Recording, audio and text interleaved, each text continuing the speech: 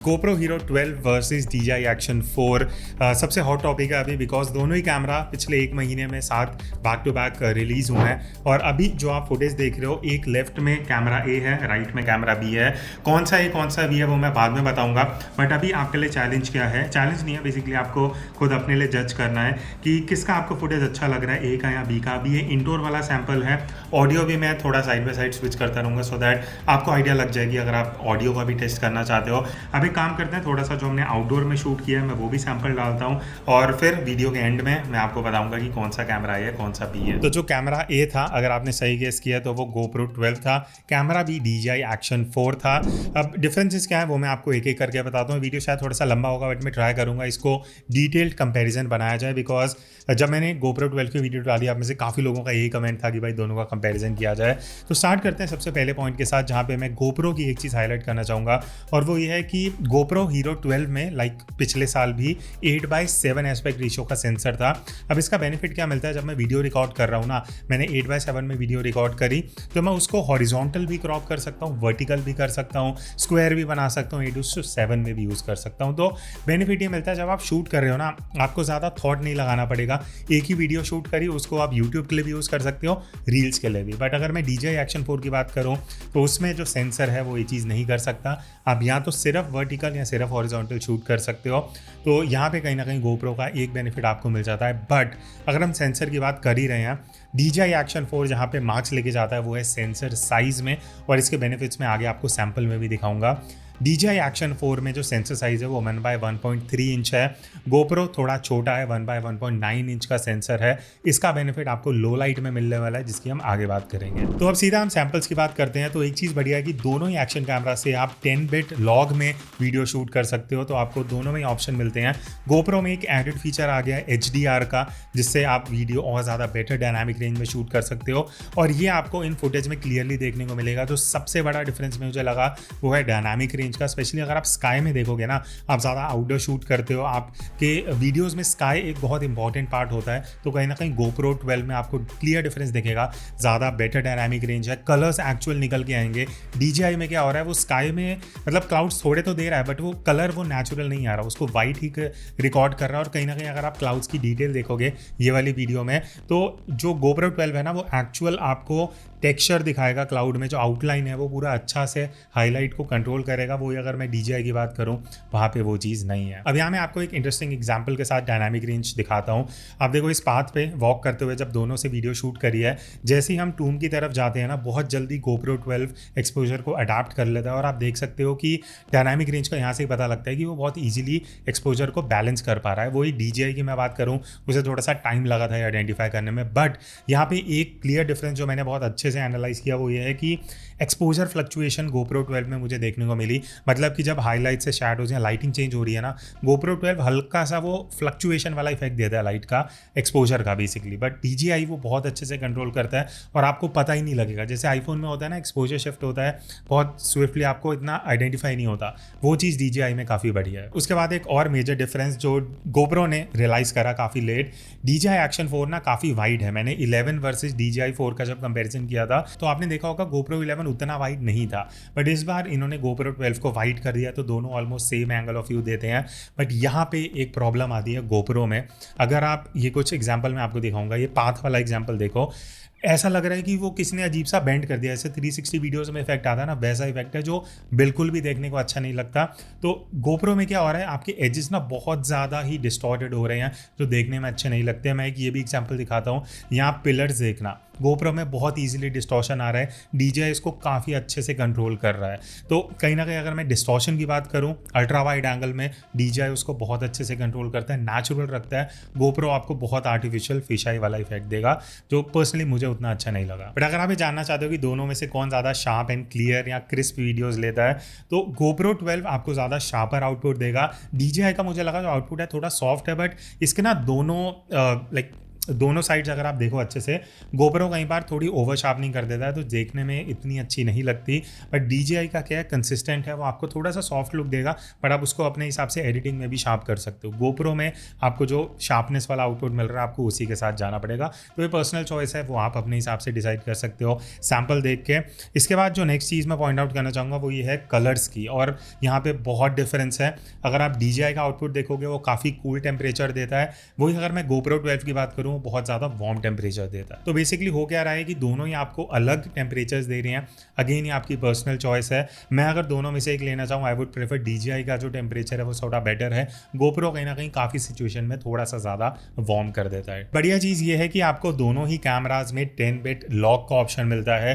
GoPro का अपना log है, DJI का अपना लॉग है, तो दोनों से ही आप लॉग में शूट करके बाद में अपने हिसाब से पोस्ट प्रोसेसिंग कर सकते हो। बट यहाँ कंपैरिजन में मैंने देखा DJI थोड़ा ज़्यादा फ्लैट प्रोफाइल दे रहा है, GoPro क्या है थोड़ा सा सैचुरेशन ज़्यादा दे रहा है, शार्पनेस क्लैरिटी थोड़ी सी ज़्यादा बूस्ट कर रहा है। तो अगर आप प्रॉपर लॉग में शूट करने वाले एक क्रिएटर हो ना, DJI का आउटपुट आपको ज़्यादा बेटर लगेगा। उसके बाद हम आते हैं काफ़ी इंपॉर्टेंट टॉपिक पे जो है स्टेबलाइजेशन। तो देखो दोनों ही अभी इस स्टेज पे आ चुके हैं कि दोनों का स्टेबलाइजेशन एकदम टक्कर पे है, बट अगर मैं एकदम कंपेयर करूँ अच्छे से देख के और एकदम हमने भागते हुए जो सैम्पल्स लिए वहाँ पे मुझे पर्सनली ऐसा लगा DJI Action 4 का स्टेबलाइजेशन बेटर है as compared to GoPro 12, especially जब आप एकदम एक्सट्रीम सिचुएशन में स्टेबलाइजेशन को टेस्ट करने वाले हो। एक और चीज़ है DJI में अगर आप Rocksteady प्लस में चले जाओगे ना, जो एकदम एक्सट्रीम स्टेबलाइजेशन है, वहाँ पे आपको बहुत बढ़िया स्टेबलाइज करके देगा, बट हल्के जिटर देखने को मिलेंगे, तो वो एक कहीं ना कहीं कॉम्प्रोमाइज़ है। तो अभी मैं GoPro 12 और Action 4 को साइड बाय साइड कंपेयर कर रहा हूँ।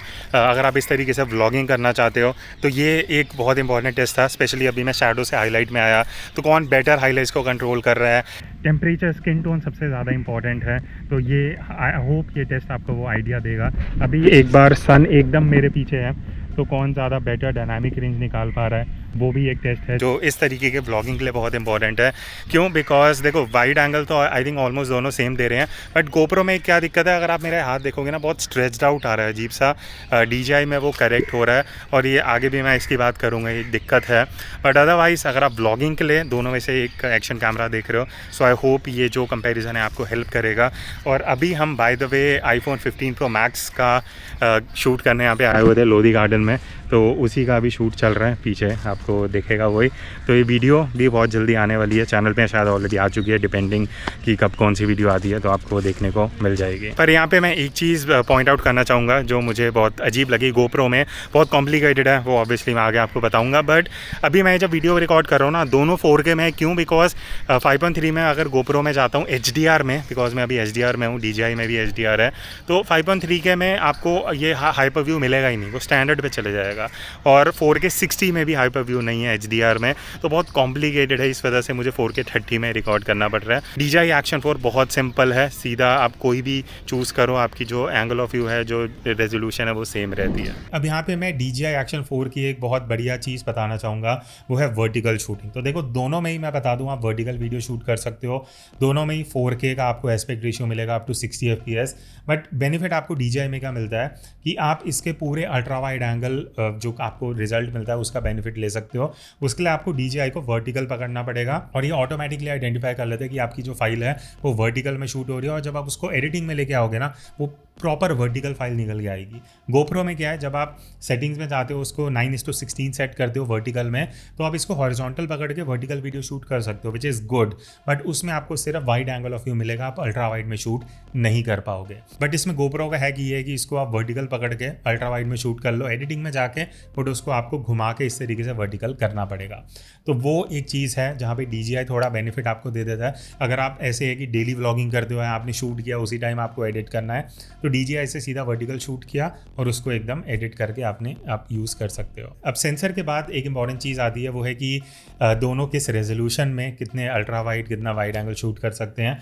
तो यहाँ पे मैं क्लियर कर दूँ, DJI Action 4 में आप 4K 120 FPS शूट कर सकते हो। GoPro में हाउएवर आप 5.3K में 60 FPS तक शूट कर सकते हो, और अगर आप 240 FPS में स्लो मोशन वीडियो शूट करना चाहते हो तो GoPro 12 में आप 2.7K में कर सकते हो, बट DJI में आपको सिर्फ 1080p में मिलेगा। तो एक ये छोटा सा डिफरेंस है, बट ऑनेस्टली मुझे लगता है कि जब आप लाइक वीडियो शूट करने वाले हो रेगुलरली, 5.3 की क्या स्पेस बहुत लेता है और उसमें एडिटिंग में भी आपको अच्छा हार्डवेयर चाहिए अपने सिस्टम में, जिस वजह से आई पर्सनली प्रेफर कि मैं 4K में शूट करूँ, तो वहाँ पे आपको दोनों में ही ऑलमोस्ट सेम फीचर्स मिल जाते हैं। पर यहाँ पे मैं एक चीज़ पॉइंट आउट करना चाहूँगा जो मैंने एनालाइज करी दोनों में, DJI बहुत सिंपल टू यूज़ है। आप सिंपली अपना कोई भी एस्पेक्ट रेशियो चूज़ करो, अपना FPS चूज़ करो, इसमें ज़्यादा कॉम्प्लिकेशन नहीं है। इसका UI बहुत सिंपल है। GoPro 12 की अगर मैं बात करूँ, आप जैसे ही अपना चेंज करोगे ना, मान लेते हैं आपने स्टैंडर्ड से आप HDR पे गए, तो आप सिर्फ 4K आप 60 FPS पे शूट नहीं कर सकते, 30 पे कर पाओगे। 4K 60 पे कर सकते हो, बट उसमें अल्ट्रा वाइड नहीं मिलेगा, उसमें वाइड मिलेगा। तो ये FPS और एंगल ऑफ व्यू का कन्फ्यूजन बहुत ज़्यादा है GoPro में। DJI में बहुत सिंपल है, आप सिंपली एक FPS चूज़ करो, वही एंगल ऑफ व्यू आपको इसमें मिल जाएगा।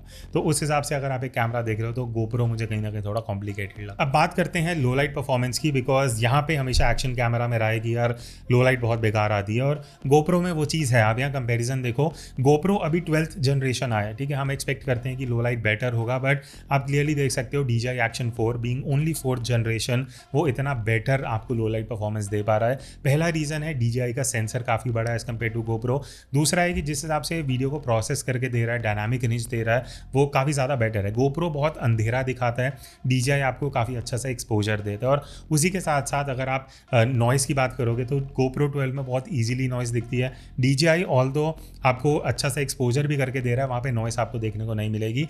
तो मैं ये चीज़ बोलना चाहूँगा, अगर आप एक्सट्रीम लो लाइट सिचुएशन में बहुत ज़्यादा शूट करते हो, blindly go for DJI Action 4। GoPro 12 आपको लो लाइट में बिल्कुल भी अच्छा आउटपुट नहीं देगा। तो अब मैं बात करना चाहूँगा फोटोग्राफी की। तो फोटोज़ में बेसिकली GoPro 12 आपको 27 मेगापिक्सल देता है, DJI Action 4 आपको सिर्फ 10 मेगापिक्सल का रेजोल्यूशन देगा। बट यहाँ पे सिर्फ रेजोल्यूशन की बात नहीं है, क्योंकि DJI Action 4 अगर आप देखोगे वाइडर है एज कम्पेयर टू GoPro। तो अगर आपको ज़्यादा वाइड फोटोज़ लेना पसंद है, DJI Action 4 is a better option. GoPro however आपको बेटर डायनामिक रेंज देता है, बेटर कलर्स निकाल के देता है, शार्पर फोटोज़ देता है। तो वो एक डिफरेंस है जो इन दोनों में फोटोज में आपको देखने को मिलेगा। तो ये तो था वीडियो और फोटो क्वालिटी की बात। अब मैं थोड़े से फीचर्स की बात करना चाहूंगा, जहां अब कंपटीशन थोड़ा इंटरेस्टिंग होता है। तो GoPro 12 में कुछ नई चीजें आई हैं, वो मैं आपको बता देता हूं। सबसे पहले इसमें ब्लूटूथ माइक्रोफोन का सपोर्ट है, उसकी टेस्टिंग मैंने डेडिकेटेड वीडियो में किया था, बिल्कुल भी इंप्रेसिव नहीं है। दूसरी चीज़, GoPro 12 में GPS हटा दिया है, DJI Action 4 में है। तो अगर आप GPS का यूज़ करते हो, आपको जियो टैगिंग चाहिए और भी कई जगह GPS यूज़ होता है, तो वो आपको DJI Action 4 में मिल जाएगा। GoPro में इस बार हटा दिया है, जिस वजह से बैटरी की थोड़ी सी इंप्रूवमेंट हुई है, उसकी बात मैं आगे करूंगा। बट दूसरी इंपॉर्टेंट चीज़, दोनों में आपको बिल्ट इन टाइम कोड मिलता है, जो GoPro 12 में बोला जा रहा है कि ये बहुत बढ़िया फीचर है, बट DJI में वो ऑलरेडी है, जो 1 महीने पहले लॉन्च हुआ था। अब टाइम कोड का आपको बेनिफिट क्या मिलता है कि मान लेते हैं आप मल्टीपल कैमराज यूज़ कर रहे हो और उसको एडिटिंग में आप लेके जाते हो, तो आप इजीली क्लिप्स को मैच कर पाओगे टाइम कोड को यूज़ करके। तो वो दोनों में फीचर है। बट अब जहाँ चीज़ें थोड़ी सी इंटरेस्टिंग होती हैं, जहाँ डिफरेंसेस आते हैं, DJI में देखो दोनों में स्क्रीन्स हैं, पीछे भी है आगे भी है, बट GoPro 12 की फ्रंट स्क्रीन टच नहीं है, DJI Action 4 की स्क्रीन टच है। इवन DJI Action 3 की टच स्क्रीन जो है आगे की तरफ, उसको भी आप टच करके सेटिंग्स चेंज कर सकते हो, जो कहीं ना कहीं एक आपका यूजर इंटरफेस सिंपल बना देता है। आगे से ही जब आप शूट कर रहे हो खुद की वीडियो, तो आप यहाँ से ही अपना एस्पेक्ट रेशियो, FPS सब चेंज कर सकते हो, आपको पीछे की स्क्रीन पर नहीं जाना पड़ेगा। उसके बाद DJI का क्विक रिलीज माउंटिंग सिस्टम, देखो इस तरीके से मैं अपने एक्शन कैमरा को निकाल सकता हूँ, और अगर मुझे इसको माउंट करना है यहाँ पे सीधा लगा दिया, तो ये मैग्नेटिक है। और GoPro 12 में क्या है, अगर मुझे एक्शन कैमरा निकालना है तो यहाँ पे ये जो स्टिक लगी हुई है, इसको हिलाना पड़ेगा, स्क्रू को निकाल के फिर GoPro 12 निकलेगा। तो कहीं ना कहीं DJI का जो क्विक रिलीज सिस्टम है ज़्यादा बढ़िया है, ज़्यादा फ्यूचरिस्टिक है और बहुत ईजी टू यूज़ है। मान लेते हैं इसको मुझे वर्टिकल भी लगाना है ना, तो इसका एक केस आता है, उसमें लगा के मैं सीधा यहाँ से हटा के मैग्नेटिक माउंट को यूज़ करके इसको वर्टिकली यूज़ कर सकता हूँ। तो अगर आप ज़्यादा एक्सेसरीज यूज़ करते हो ना, DJI आपको ज़्यादा कन्वीनियंट रहने वाला है एज कम्पेयर टू GoPro 12। अब एक सबसे इंपॉर्टेंट दिक्कत जो लोगों को एक्शन कैमरा में रहती है, वो है वायरलेस माइक्रोफोन की। तो देखो GoPro में आपको मीडिया मोड लेना पड़ेगा, या ब्लूटूथ जो वाला फंक्शन आया ब्लूटूथ ईयरफोन वाला, उससे क्वालिटी बहुत बेकार होगी, उससे अच्छा इसका इंटरनल माइक यूज़ कर लेना। DJI में हाउएवर अगर आप DJI का वायरलेस माइक यूज़ करते हो तो वो नेटिवली इसमें यूज़ कर सकते हो, अलग से कुछ एक्सेसरी नहीं लगानी पड़ेगी। बाकी दोनों ही एक्शन कैमराज वाटर प्रूफ हैं। GoPro 12 सिर्फ 10 मीटर जाता है, DJI Action 4 18 मीटर तक वाटर प्रूफ है। तो अगर आप ज़्यादा वाटर प्रूफ देख रहे हो, ज़्यादा पानी में जाके शूट करना है, तो Action 4 आपको ज़्यादा लाइक 8 मीटर ज़्यादा की रेंज देगा। और DJI Action 4 में ना यहाँ पे एक बटन है क्विक स्विच का जो काफ़ी यूजफुल है, जो आई विश GoPro अगले साल लेके आए, जिसका बेनिफिट ये है कि आप अपने कस्टम्स बना सकते हो। आप सिर्फ एक बार बटन क्लिक करो, आप वहाँ पे ही जो भी आपने कस्टम मोड बना रखा है उस पर स्विच हो जाएगा। तो आप बहुत ईजिली कन्वीनियंटली अपने जो प्रीसेट्स है उनको यूज़ कर सकते हो। GoPro में वो चीज़ अभी तक नहीं है। लास्ट में अगर मैं बैटरी की बात करूँ, जो सबसे इंपॉर्टेंट चीज़ रहती है, GoPro की हमेशा से ये दिक्कत रही है कि हीट करता है। सब आप रेडिट पे जाओगे, गूगल पे जाओगे, सब बोलेंगे GoPro हीट होता है। तो मैं एक सिंपल सी आपको चीज़ बताता हूँ, GoPro हीट थोड़ा सा जल्दी हो जाता है as compared to DJI। But अगर मैं बैटरी परफॉर्मेंस की बात करूँ तो होता क्या है, GoPro आपका ज़्यादा FPS दे रहा है, ज़्यादा रेजोल्यूशन दे रहा है, और बोला जा रहा है इस साल बैटरी बेटर भी किया है। बट जहाँ तक देखा जाए तो DJI ऑल ओवर आपको ज़्यादा बैटरी बैकअप ज़्यादा देने वाला है। और बेनिफिट DJI Action 4 में क्या है, फास्ट चार्जिंग है। आप इसको बहुत ईजिली बहुत जल्दी चार्ज कर सकते हो। GoPro में अभी भी वही स्लो चार्जिंग है। तो अगर आपको इंस्टेंटली अपने कैमरा को चार्ज करके यूज़ करना है, DJI बहुत आपको ज़्यादा बेनिफिट देने वाला है। GoPro में आपको एक्स्ट्रा बैटरीज रखनी पड़ेंगी। तो ये था एक detail comparison GoPro 12 versus DJI Action 4 का। आपको इन दोनों में से कौन सा पसंद आया कमेंट करके ज़रूर बताना। मेरा यहाँ पे कंक्लूजन ये रहेगा कि अगर आप डे टाइम में बहुत ज़्यादा शूट करते हो, GoPro 12 आपको बेस्ट डायनामिक रेंज देने वाला है। बट उसके साथ कुछ ड्रॉबैक्स हैं। सबसे पहला, डिस्टॉर्शन मुझे बहुत अननेचुरल सा लगता है, स्पेशली अगर आप खुद की वीडियोज़ बनाते हो ना, फेस अभी भी डिस्टॉर्टेड लगेगा। एजेस जो हैं वो उतने अच्छे नहीं आते। DJI Action 4 में बहुत अच्छे से डिस्टॉर्शन को कंट्रोल किया गया है। हाउएवर आपको डायनामिक रेंज, आपको जो कलर्स हैं और ऑल ओवर जो डिटेलिंग है वो GoPro 12 में बेटर आएगी। बट Action 4 जहाँ पे ज़्यादा बेटर निकल के आता है वो है सबसे पहली चीज़, लो लाइट परफॉर्मेंस आउटस्टैंडिंग, आपने भी देखा। तो अगर आप ज़्यादा लो लाइट में या शाम के टाइम शूट करने वाले हो, Action 4 इज़ क्लियर विनर। उसके बाद इसके अंदर जो फीचर्स हैं, जैसे मैंने बताया, आप वर्टिकल शूट कर सकते हो natively, magnet quick release mount है, उसके बाद क्विक यहाँ पे स्विच बटन है जिसको आप यूज़ कर सकते हो। तो ये जो छोटे छोटे फीचर्स हैं ना, इसको कहीं ना कहीं ये जो DJI Action 4 है ये एक बेटर एक्शन कैमरा बनाता है। बट अगर आप प्योरली क्वालिटी पे देख रहे हो, then obviously GoPro 12 is a winner, low light को छोड़ के। आपको क्या लगा कमेंट्स में मैं ज़रूर करूँगा, और ऐसे ही कंपेरिजन अगर आपको चाहिए आप बता देना कमेंट्स में, हम प्लान करेंगे वीडियोज़ लाने की। So I will see you in the next video. तब तक take care and keep clicking.